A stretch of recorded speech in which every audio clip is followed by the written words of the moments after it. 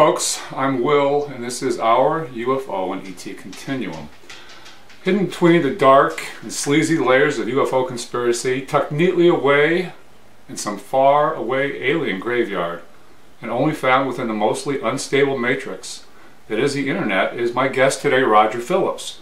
Roger is the owner and operator of Close Encounter Studios, and of course the artist and creator of the much beloved comic, The Gray Zone. How are you, Roger? I'm great, Will. Nice talking to you. Nice talking to you too, sir. I've been following your work for a couple of years, and myself and many other people really enjoy it. I'm glad to hear that. I love doing it every day. Well, you do it every day. You're like a machine, Roger.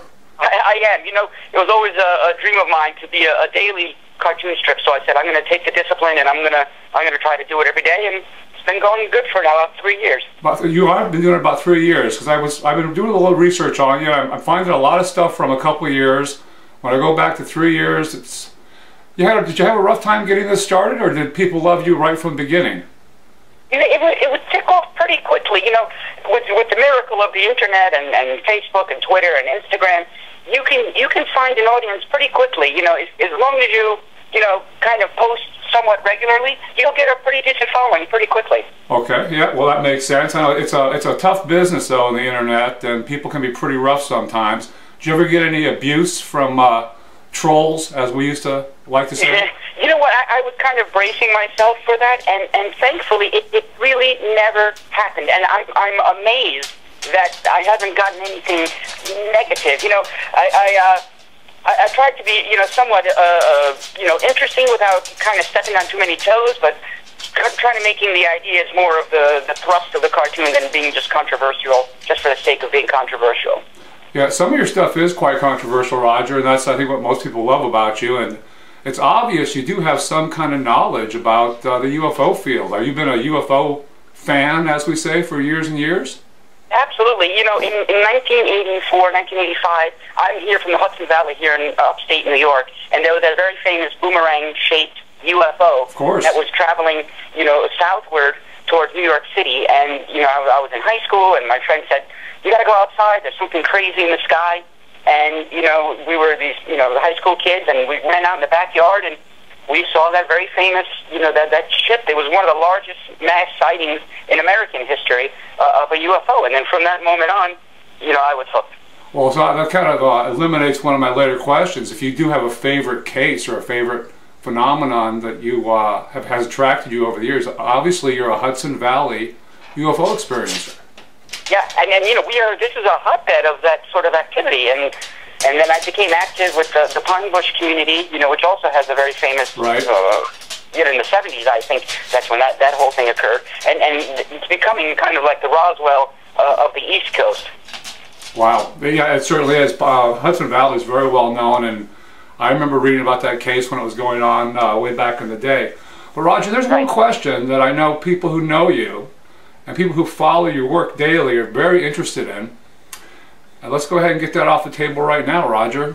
Sure, okay, I would love that. So my website for the cartoons is www.grayzonecomics.com, and I post there daily.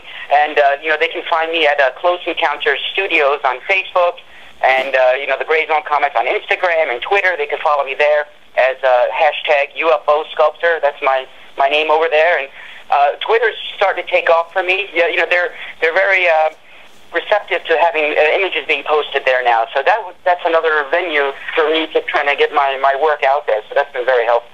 Anywhere you put your work, Roger, is successful, isn't it? Yes, I'm blessed in that regard. You know, and you know, I have a real passion for it. You know, I was you know, like the typical, you know, work-a-day 9-to-5 guy in an office, and then finally, you know, I hit my mid-40s, and I said, I'm gonna go for it. I always wanted to be a cartoonist. You know, since, you know, 5 years old, I covered my walls in my bedroom, you know, with Mad Magazine drawings that I had, you know, copied. Right. Ron Martin, he was my favorite one, and then, you know, of course, Garfield, and you know, those Sunday funny type of things. And I said, why not combine those two interests that I have? And the Gray Zone was born. And Roger, you have no shame in incorporating other people's characters into your comics, do you? It's true. It's pretty funny. You know, like some people, that's actually, now you bring up a good point, because you said, is there any controversy? And it is, because some people said, oh, I see a copyright lawsuit in your future. You know, and I said, no, I'm covered under parody and satire. Right. So, you know, and it's kind of a weird juxtaposition to see them with these, you know, beloved characters kind of mushed into a lot of Star Wars references and Star Trek, of course, and some other pop culture icons. Yeah, I think you have Charles Schultz rolling over in his grave every few weeks with your Peanuts representations, Roger. Yeah, and you know what's funny is that, you know, I guess there is a bit of shameless promotion going on there. You know, I think you're referring to the one where, you know, the aliens are crashed in the typical Area 51, and their ship is riddled with bullets. Yes. Snoopy is flying away on his doghouse. Yes. You know, after having just shut them down. Yes, and also the Grade pumpkin as well, coming out of the pumpkin patch. One of my favorite ones as well. But you do a lot of... cartoonists are doing it, so I'm like, you know what, I'm just going to go with it. There's no such thing as bad publicity, so I'll take it. Well, that's true for the most part. But you do a lot of references in your comics to what we'll just call probing, Roger. Yeah, you know, I tried to allude to it without being graphic, you know, and some people did send me some more graphic drawings that they had done. So I tried to be more like innuendo and let the reader make that connection, you know, and then so I'll say, you're talking about probing. No, I'm not. You made that leap of judgment. You know, you did that.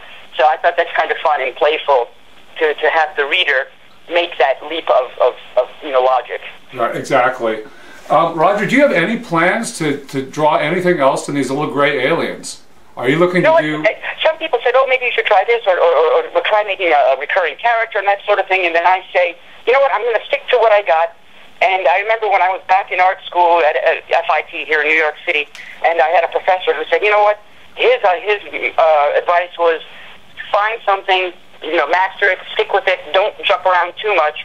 And it's getting some traction now, and people seem to like that comfort. You know, like I keep going back to Garfield, and he is still quite popular, and then, you know, he stuck with that formula, and it's developing the strip. And I like to say I'm somewhere between a Garfield and a Far Side. You know, so I don't know if you remember Gary Larson in the Far Side. Of course I do. Of course I do. He was a big inspiration for me, and he did not have a recurring character. He had a kind of a little story each day with a little mini story. So I'm kind of mixing those two genres, so you have somewhat a recurring character of the little grave, but not like a, you know, like Frank the Alien, you know, type of thing. Frank the Alien. Yeah, Gary Larson was great at sharing his mental illness with us, and he was very, very strong comic. Are you looking to do this? You're doing this full time. You don't have any other type of job or anything, do you, Roger? I don't. You know, like I said earlier, I did that whole corporate thing for 20 years. I was careful. I saved my money. You know, I paid off the house. You know, I was careful with you know, big purchases like cars and that sort of thing. Right. And then the time was right for me, you know, personally to pursue this. And I said, I'm gonna go whole hog with it. So I'm investing what little money I have towards going to the Comic-Con, you know, doing interviews with people like you, and being quite active on social media. And I'm hoping to find, you know, that traditional publisher, the traditional agent, syndication, that sort of thing. Yeah. So that's the Holy Grail for a cartoonist. How many books have you published, Roger? I'm up to eight, and I'm working on my first full-color book, and that'll be book number 9. And, you know, I went that untraditional self-publishing route, you know, where I had a background in graphic design and page layout, so I used those skills I had over the years, and I'm able to self-publish my books. Wow. Wow, they're beautiful. I've seen a couple of them. I don't own any personally, but I have some friends here up in Canada that do have your books. I'll send you one. Yay! Make it a funny one. Okay, yeah, go ahead. Pick out one of the funny ones for me, please. All right, let me hear. I'm being sarcastic about your books, Roger. Okay. If you were going to send me a book, I said send me one of the funny ones. And very good. All right. See, it's sarcasm. Even cartoonists can be a little slow. Well, you know, I'm sure you're busy. You're probably drawing right now as we speak. Yeah, you know what? It's funny you see that, because the first thing I do, I wake up and I say, all right, what cartoon am I going to do today? And today had I could quickly describe it, but everybody knows Bob Marley, you know, and last night I was, you know, with some friends, and they said that if if I was a marijuana smoker, I'm quite chubby. That they would call me Blob Marley. Blob Marley. That turned into today's comic strip, and he's kind of an alien blob, and he's playing his guitar, and his, dreadlocks. Yeah, I actually saw that about an hour ago, and there's a bunch of smoke underneath where the aliens are. Yeah, you noticed that, yeah. I noticed that, Roger. I know where you wanted to go, and you didn't, but good for you. I'm glad you saw it already. Yeah. Roger, do you have a favorite single comic that you drew? Yes, and it's funny, and I kind of like those, they call it captionless cartoons. So there's no caption underneath, there's no dialogue, that sort of thing, but it's just a picture. And one was very popular, and I made kind of a poster out of it. If people are familiar with those Comic-Cons, a lot of artists make these, 11 by 14-inch prints. And it's just a photo of the gray, and it's a woman, female gray, and she's reading a book in bed. And her husband is next to her, who is E.T., from the E.T. movies. Yes. And he's kind of leaning over his hand, and he's using his light-up finger to light up her book while she's reading, at night. And it's kind of a quiet cartoon, and was, it got a big traction, and people loved it, and that would probably be my favorite, and I like the way that the drawing turned out and the reaction to it, so that would probably be my favorite. Yeah, I'm very familiar with that, Roger, and I'm sure I posted that on my Facebook page for everybody. Oh, I appreciate that. Yeah, all your stuff goes over big, and very frequently, Roger, between all like the hardcore UFO stuff and the conspiracy and the sightings, when I post your comics, they'll get the most input and interaction of any of my posts on any given day. You're very popular. Oh, wow. I'm flattered to hear that. Yeah, well, I'll tell you my favorite comic that you did, Roger. You did it just recently, and it was, by coincidence, a captionless comic, and that was commemorating the death of Leonard Nimoy. Yeah, thank you. And again, I didn't think it was particularly witty, and I said, what am I going to do? And you have to strike when the iron's hot. Unfortunately, with that, when he passed away, you have to react to that quickly. So you have a day or two at the most. Right. So it really resonated, and that too became very popular. And I guess the only witty part of that was that he's only a three-fingered alien, and he's doing his best to give the Vulcan, salute. And then of course there's a tear in his eye, and he's wearing the Federation, jersey. Yeah. Thank you. That was quick. I mean, it's funny when you mention something like that because it's topical, and it does very, very well. Because people obviously relate to it quickly, but it can fade quickly, so it doesn't have as much a timeless quality. Because I think you could say in a year or two from now, when people say, "Why is he crying?" and then you have to relate it back that he had passed away, many years ago. So they have a shelf life. Some cartoons like that. Yeah, well, I think in that case, Roger, you're not giving yourself enough credit. That's going to be around. That's going to be around for a long time, Roger. And the people who love Star Trek and even Star Wars or science fiction genre at all that was very meaningful. I'm not usually very emotional, but I was a bit upset. Really nice things, and some people had written that they teared up a little at what I would consider a silly cartoon, and then so it really tugged at the heartstrings. So yeah, I appreciate it. Every once in a while, between all the madness, you do something that's truly great, and I think that was truly great, Roger. And I appreciate it. Thank you, Will. I will personally thank you for that, sir. So, you have any interest at all at having somebody animate your gray aliens into some type of actual cartoon for video? Absolutely. That is, that's on the bucket list, with this strip, and there are a lot of talented animators, about my level of success, who are willing to do something like that. So I need to find somebody who would use, the computer to, a flash animation or something like that. And I think it would lend itself quite well to that. So the quick answer is yes. I would love to have it animated and, with those characters. It'd be funny to think what kind of voice they would have. And when I'm talking to people like you, and then the readers would go back and look at they said that they hear my voice in their head when they're reading the strip. So interesting. That's funny. I wonder what kind of voice the little grays would have. Well, good question, and yeah, maybe they'd have very deep voices, Roger, and it'd be a big shock to everybody. that's a great idea, because it really catches you off guard. Oh, like a Barry White. Yeah, you could have one guy who would have pretty freaky, to see that. So that's not a bad idea. Yeah, a very high-pitched voice, and then the Barry White alien, but they yet exactly. You have the two of them. That would be very, very shocking. I think people are familiar with that movie Paul. Yes. With the gray alien, and he kind of had that kind of a dirty mouth type of approach to the alien. I don't know how. That's not really my style, but I got to think about the voice. Yeah, the possibilities are limitless, just like your imagination, Roger. How many publications? I mean, you're actually syndicated to a certain extent, aren't you? I'm not syndicated yet. I appear in not shockingly, but there's that newspaper in Roswell called the Roswell Daily Record, and that's their newspaper out there, and they publish my work weekly. So that's my only regular gig that I have, and I'm sure you are familiar with it, and a lot of people know how hard it is to get the notice of a big publisher like, I don't know, Penguin Books or Scholastic or whomever, or find an agent, or the Holy Grail for a cartoonist, like I said, is what you mentioned, is syndication. Right. Then you have a steady job, you get a steady paycheck, you have licensing royalties, you have all that good stuff that we all dream about, and I'm hoping to be noticed. It's almost like being a waiter in Hollywood. You're hobnobbing and hoping that there's an agent there or somebody that'll say, "Hey, kid, you're gonna be a star someday." Yeah, well, I think you're becoming a star, Roger. Things are just getting better and better for you, every month, aren't they? Yes, things are. You know what? I was hoping there would be that snowball effect. You reach that critical mass. Mm-hmm.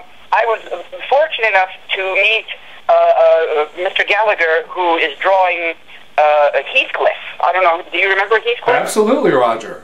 Okay, good. Because I talk to anybody under 30, and they look at me like I have two heads. But I love Heathcliff. He even came before Garfield, and I met him at a Comic-Con, and we were talking a little bit, and I said, I admire your work, and so on and so on. He took it over from his uncle, who created Heathcliff back in the 70s. Right. And I said, any pointers? And he said, no, just keep drawing, keep putting your work out there.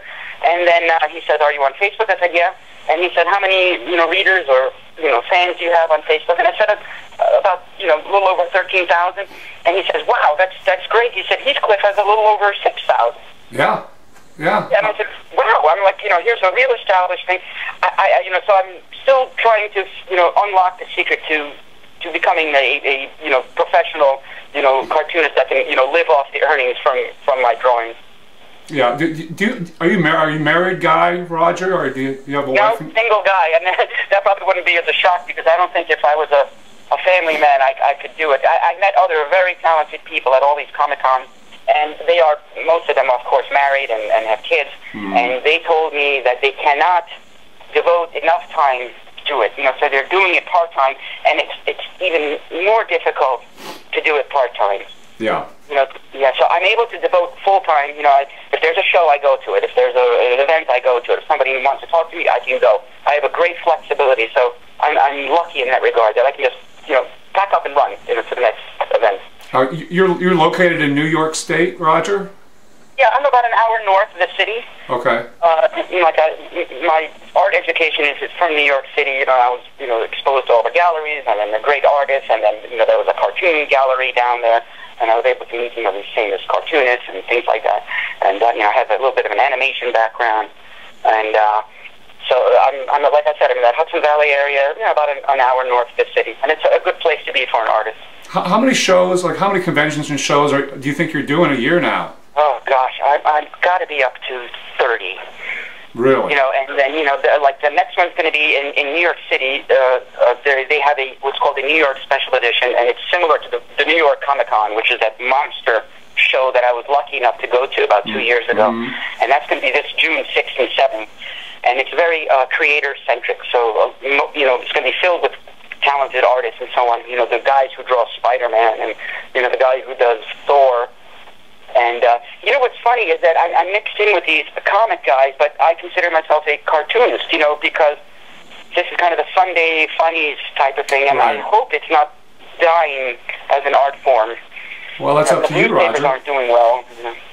Yeah, I think it's fair to say that there is an alien invasion in progress, and you're leading it because you. Oh, I like that. Well, it's true. Your comics are getting wildly popular, and you should be quite proud of what you're doing. And I can see you totally fitting in next to the people. I know. I think there's potential for big things to happen. I think it's an interesting concept.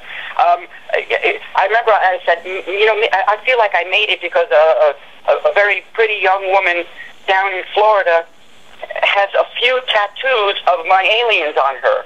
Wow. So, yeah, I said, I know I've made it now when somebody puts that artwork on their body. So she's a couple of the aliens, and then she sent me a photo, and I said, oh, I wish you would have told me. I would have given you a better image to work from, so the tattoo artist had to work from a little iPhone icon, Wow, Roger, that's quite a compliment, Roger. That was probably the highest compliment I've ever received, is that somebody would put that on their body, so that was kind of flattering. When you're at the shows and whatnot, Roger, what do people ask you? What do they want to talk about? They say, okay, first thing they say, where do you get your ideas from? Where do you do it? Where do you come and or how do you come up with a new idea every day? I think I'm up to over 1,500 daily cartoon strips now, and I'm pretty forgetful in other aspects of my life, and maybe that's where it comes from. So they asked me, well, how do you come up with the idea every day? And I said, I'm just interested in funny, quirky. It could be a sitcom. It could be looking at another cartoonist's works, that they've done, and I like to see situations, and then I just put the alien into that situation. Like for instance, they're at this, Rastafarian, reggae concert, and right. Then instead of Bob Marley, we got Blob Marley over there. So that's a quick little fun hit. And they asked me, how do you draw it? And what do you do? How do you make it? And it's funny because I make it the old-fashioned way. I'm 46 years old now, and so I have the old-fashioned, pad of paper, the Sharpie marker, the $99 camera from Walmart, and then I put it into the computer, and my old Photoshop skills come back, and I post them online. You sound like my kind of people, Roger. I operate on a very humble basis as well. That's excellent. I didn't realize you were so old. Your picture makes you look like you're 23. Oh, thank you. Well, I probably Photoshopped it.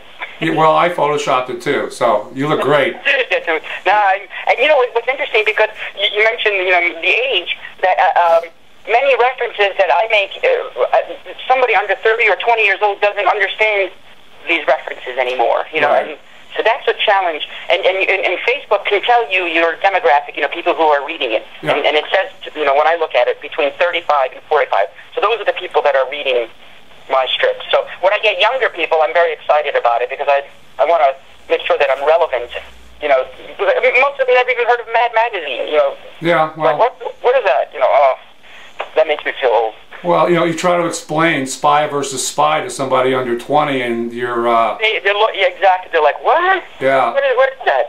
And I see other cartoonists making references, and I think it's great. They did a spy versus spy, kind of like a Star Wars theme. One is a stormtrooper, and one is like a Jedi. And to me, it's funny, but I could show it to a 24-year-old, and they would have no clue what that is. Yeah. So, Roger, one of the things I love to see, and it's because I know that you have a knowledge of the UFO phenomenon in general. You sneak the number 51 into a lot of your comics. I do. Like if they're wearing a sports jersey. I did one recently. I'm trying to remember which one. Oh yeah, it was a baseball themed one, and then the batter is wearing number 51. Yeah. Or like if it's an apartment, you'll see the number 51. Yeah. Or snuck in. If I can sneak it in, that's my little trademark. Yeah. The comic you're talking about, you just ran that a few days ago, I believe. Yeah. And it's one of your probing. The jersey is the number 51. So if I can get that number in, I'll put it in, and especially if it drives the cartoon forward. And then that is the most satisfying to me is when I can have a double joke within a cartoon. I don't know if you remember the one a few days ago when the zombie is playing poker with the alien and the ghost. Yes. And then his hand falls off because he's a zombie, and then the alien tells him nice hand. And then I'm a poker player myself, and then there's that famous hand that is it Wild Bill? Wild Bill Hickok had aces and eights, and that was called the dead man's hand. Correct. But when he was shot, you know, he had that in his hand. So I snuck that in to the hand that the zombie has. So some people picked up on that. You know, they said, "Oh, he's got the dead man's hand." You know, so that was kind of satisfying that people picked that up. Wow. So at these conventions, Roger, I'm sure you have young ladies, comic groupies, alien groupies that come and pester you. Yeah, that is the greatest and weirdest thing. I had a few, you know, young ladies who are, you know, fans of the strip, and, you know, they're almost giddy, you know, to meet me, which is very odd, you know, that somebody is excited to meet me, and, you know, they want a picture, they would like a book, and then, you know, I sign everything for them. They're so happy for that, and they explained to me that some people are interested in musicians, you know, some people are interested in, you know, like a rock star, or an athlete, and then they explained to me that there are a group of people who are interested in artists, you know, in visual artists. So there's a kind of a culture of that. So that was a shock and a great joy to me when I found that out. I bet it was a great joy to you, Roger. It would be a great joy to me as well. Roger, is there anything that we need to know about you that we don't?